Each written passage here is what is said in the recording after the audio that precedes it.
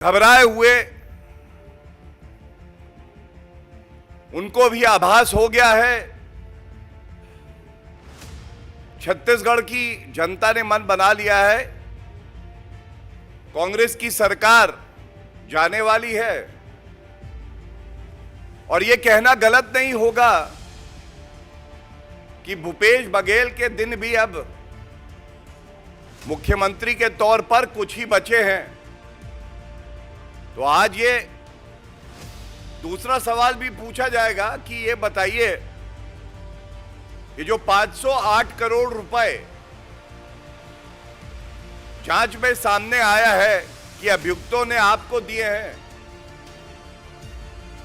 इसमें कितना करोड़ रुपया आपने खाया है और कितना चंदा चढ़ाया है। और ये गलत नहीं होगा कि इतना भ्रष्टाचार कांग्रेस पार्टी करती है। अगर गांधी भूपेश भ्रष्टाचार कोचिंग सेंटर खोल दिया जाए।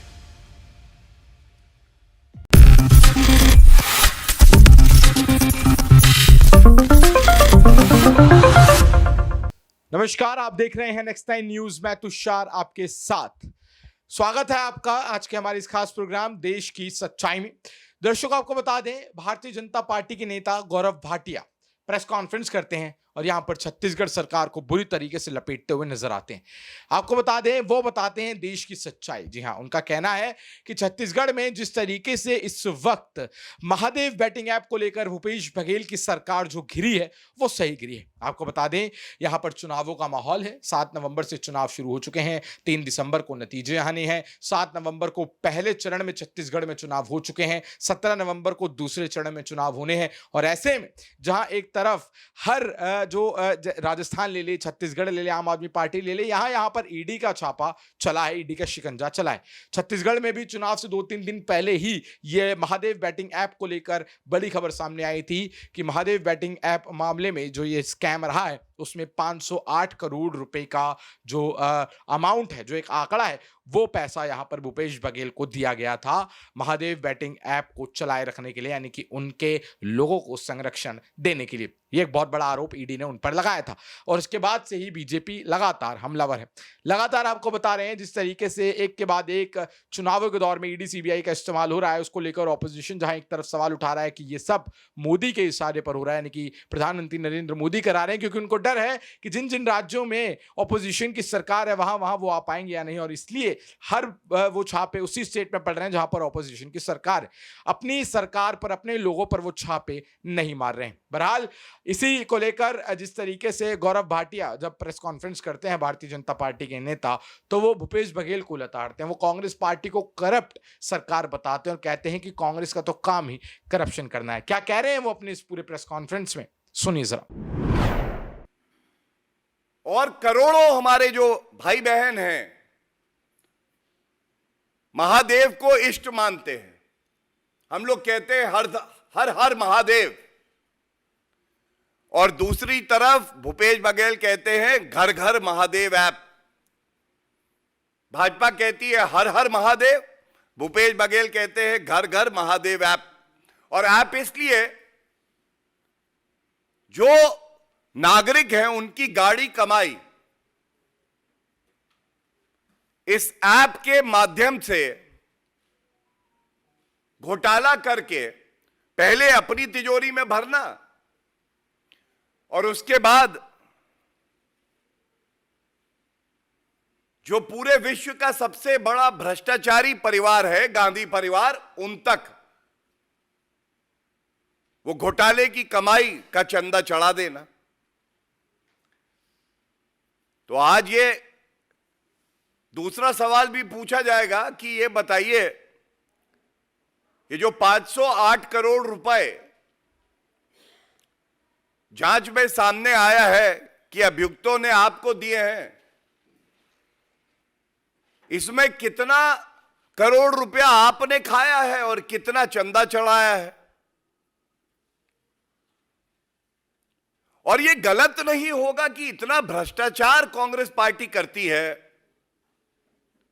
अगर गांधी भूपेश भ्रष्टाचार कोचिंग सेंटर खोल दिया जाए। भ्रष्टाचार कैसे करना है यह भी आता है इनको। भ्रष्टाचार का रुपया कैसे खाना है और कैसे चंदा चढ़ाना है यह भी आता है इनको। जनता के लिए कैसे कार्य करना है, कैसे विकास की बात करनी है, कानून व्यवस्था को दुरुस्त करना है, यह इनको नहीं आता है। सबसे बड़ा महापर्व कोई होता है वो चुनाव का होता है। 5 प्रदेशों में चुनाव का महापर्व है और इस प्रेस वार्ता के माध्यम से मैं बात करना चाहूंगा छत्तीसगढ़ की, जहां इस लोकतंत्र के महापर्व पर कोई वातावरण को भ्रष्टाचार से प्रदूषित कर रहा है तो वो व्यक्ति हैं भूपेश बघेल जी, मुख्यमंत्री। और प्रदूषित ऐसा कर दिया है कि लूट खसोट भ्रष्टाचार के नए कीर्तिमान बनाए जा रहे हैं छत्तीसगढ़ में। आप सब जानते हैं, कहा जाता है कि जब गलत खा लो, ज्यादा खा लो तो हाजमा बिगड़ जाता है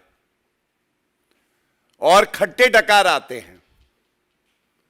खट्टे डकार, तो ये कहना गलत नहीं होगा भूपेश बघेल जी और तमाम कांग्रेसी लीडर ज्यादा काला धन खा गए, उनका भी हाजमा खराब हो गया है।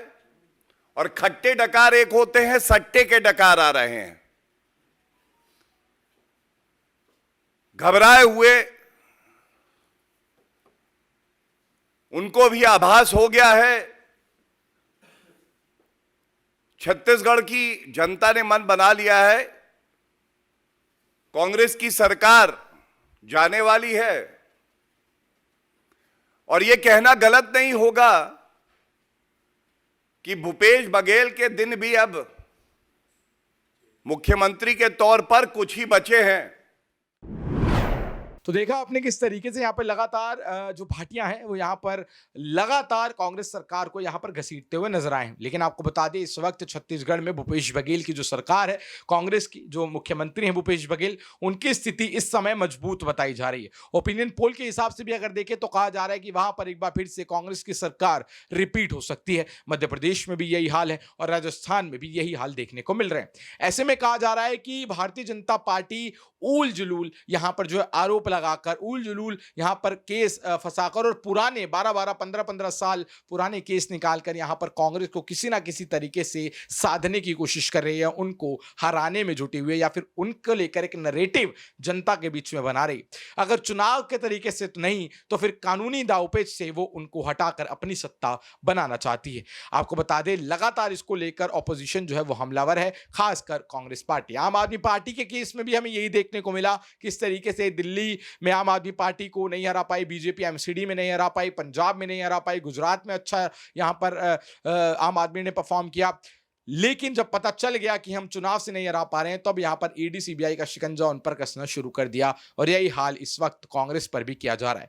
देश की सच्चाई में आज महज इतना ही, पर आप इस पूरे मुद्दे पर क्या सोचते हैं? आपको क्या लगता है कि देश की सच्चाई में आप किस मुद्दे को इस वक्त देख रहे हैं, ईडी सीबीआई वाले मुद्दे को या फिर अपनी जरूरतों को? एक तरफ जहां हम इस वक्त अपनी जरूरतों को लेकर सबसे ज्यादा देश का जो नागरिक है वो सजग रहता है, लेकिन वहीं दूसरी तरफ हम देखते हैं कि जो बड़े नेता हैं वो ईडी सीबीआई का इस्तेमाल कर दूसरी पार्टियों को साधने में व्यस्त रहते हैं और आम जनता की जो मूलभूत आवश्यकता होती है उनको भूल जाते हैं। इस बारे में आप क्या सोचते हैं? आपको क्या लगता है? नीचे में कमेंट सेक्शन में जरूर बताएं। जुड़े रहें, देखते रहें नेक्स्ट 9 न्यूज। आज के हमारे इस खास प्रोग्राम में मैं इतना ही। धन्यवाद।